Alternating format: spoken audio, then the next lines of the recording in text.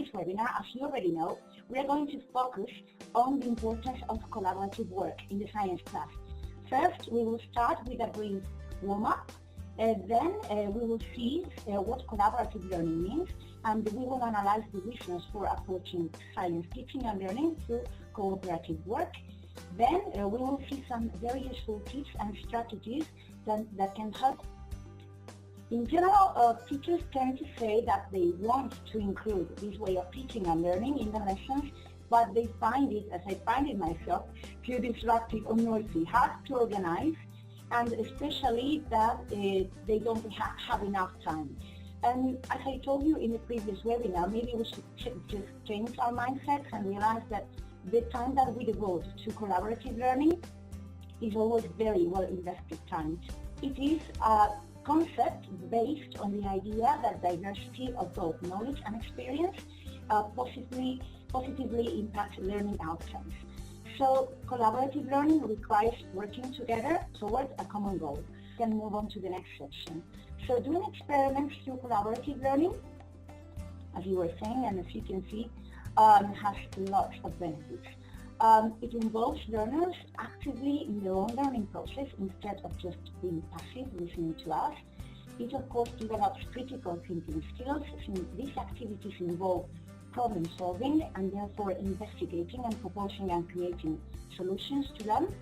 It encourages, as you were saying now, communication and builds language skills, since it allows students to verbalize, although of course in English it's going to be difficult, to report and explain processes with our help while working together.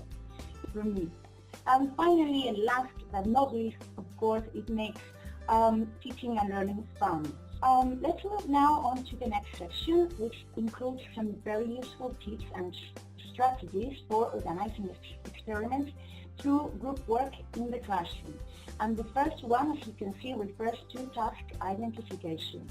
If timing is essential when organizing group work, we as teachers need to know very well how much time our students are going to need to do the experiment.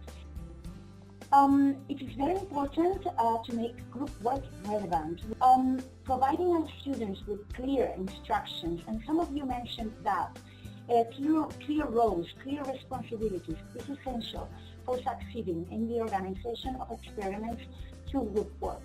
We are going to see some ideas for this.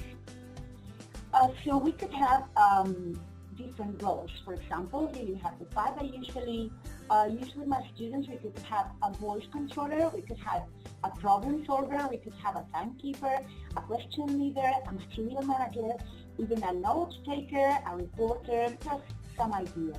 When we think of group work, we tend to think, I think that the first thing that comes to our mind is just groups of 4 or 5 children around a table working together.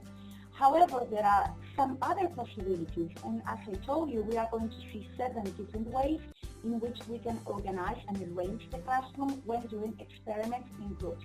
So let's start with this experiment that I did in that November webinar, through which we want to show our students that drinks affect our teeth and how important it is to brush them. And they can see that the one in Coke got brown. They use the toothbrush and toothpaste on their desk to brush it as if they were brushing their teeth. So let's finish now with a brief conclusion. We should use different methods depending on the experiments, the equipment, and even our group of students. So this is the end of the webinar. Thank you very much for joining me, and please feel free to ask me any questions you want either now or by email.